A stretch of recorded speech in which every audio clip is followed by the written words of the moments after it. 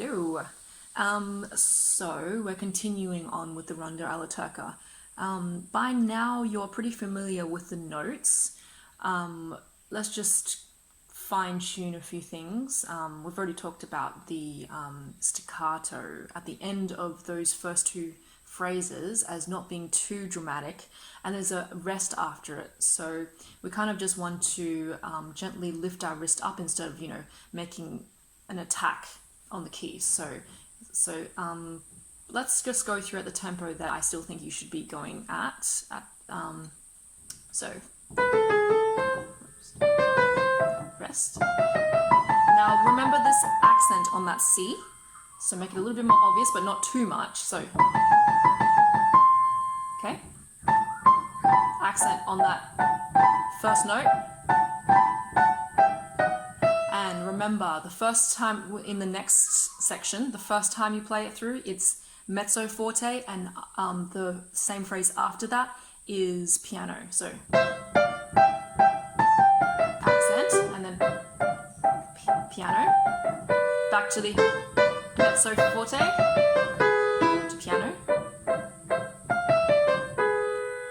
Okay, so still practice your octaves in the next section quite slowly, and remember to keep your wrist quite relaxed. Don't tense it up like this, and you want your focus mainly on your thumb so that you hit the right note.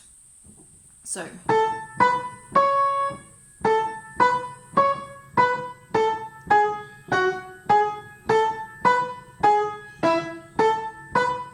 remember there's an accent on that C.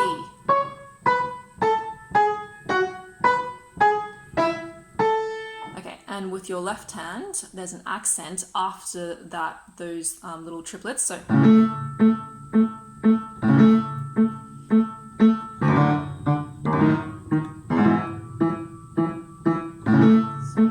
that.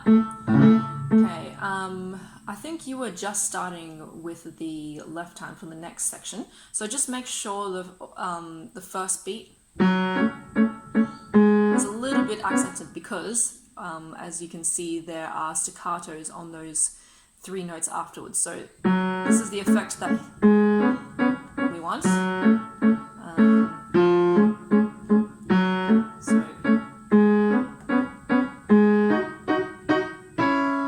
Okay, all right, and still practice the right hand for that section with so on, off. So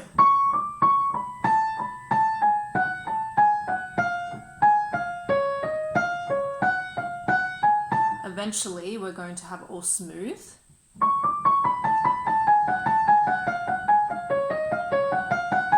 But don't practice like that just yet, just so you familiarize yourself with the notes first. Yep, and same with the next section, which is in forte.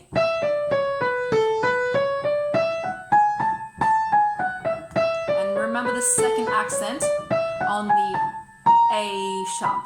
That's quite important. So later it'll be.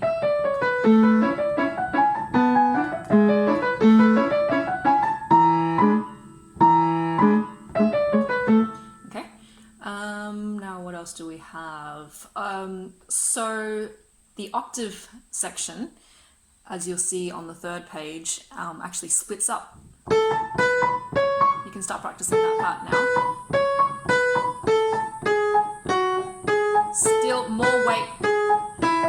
The weight all goes on the thumb for now, and just lightly flick your wrist up, just like that. So just practice that slowly, and then we have the last section.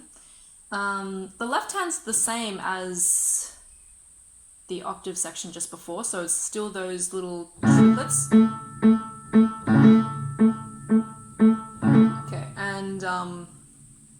Then we have in the right hand a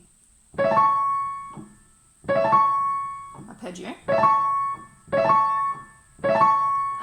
Try and practice it so that you put the accent is on the top note. So okay, and you'll see in this section there's staccatos on top because he wanted to keep it light. So we don't want it to be stodgy like that. But he doesn't mean staccatos like this either. So we just want them to be light. So still accent on the first and third beat. So 1, 2, 3. So on the Ds basically.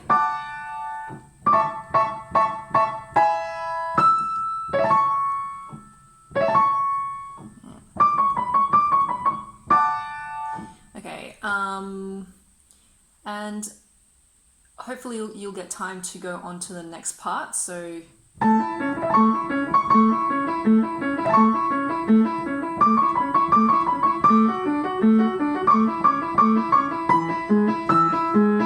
just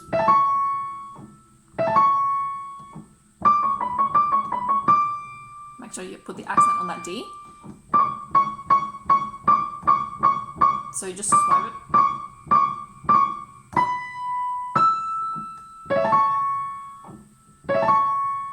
Okay, and then the last part, they're just octaves again.